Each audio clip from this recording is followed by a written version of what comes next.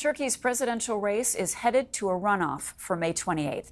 The vote in the NATO member country is being closely watched to see if it remains under the firm grip of President Erdogan.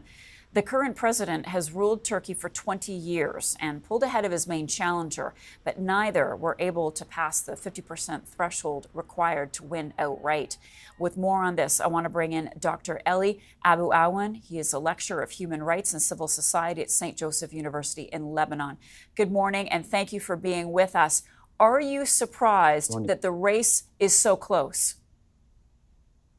Yes, indeed. I mean, after so many years in government, President Erdogan proved to be quite resilient, politically speaking. It's the numbers that were communicated this morning were definitely surprising in terms of how much he was able to get. But this also proves that the opposition is quite united so far and strong enough to challenge President Erdogan and the AKP. So we all have to wait and see until May 28th. Where is Erdogan losing support? I think that, having been in government for so long is definitely something that affected the popularity of President Erdogan. The recent economic downturn in Turkey is another factor that is definitely playing out in this election. And certainly the aftermath of the earthquake, obviously not the earthquake itself, but the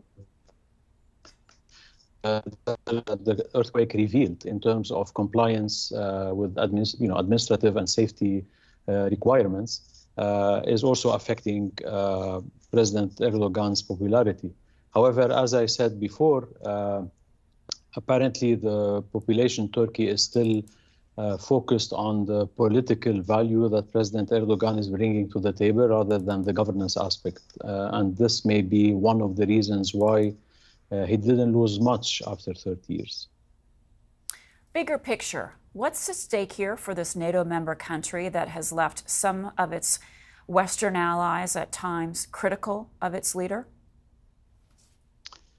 Well, it depends on what will happen on May 28th. Obviously, if President Erdogan wins the second round, then I don't see major changes in terms of foreign policy and defense policy. So I think that the main lines that he adopted in the last 2 to 3 years would continue, which means that Turkey will continue to appease the relationship with its neighbors to the extent possible. Obviously, not going as far as doing final settlements, but definitely going for kind of a rapprochement with the key regional actors. I think the focus would remain on the East Med oil and gas aspect, which is very important to Turkey, and on projecting Turkey's regional power through interventions in different countries, in Syria and Libya and other places.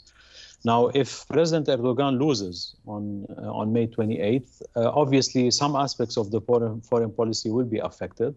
I think that the East Med oil and gas aspect will not be affected. This is something that is somehow consensual in Turkey. Most of the Turks believe that this is something that needs to be really taken care of. And Turkey's every asset that Turkey has should be used to preserve this natural resource.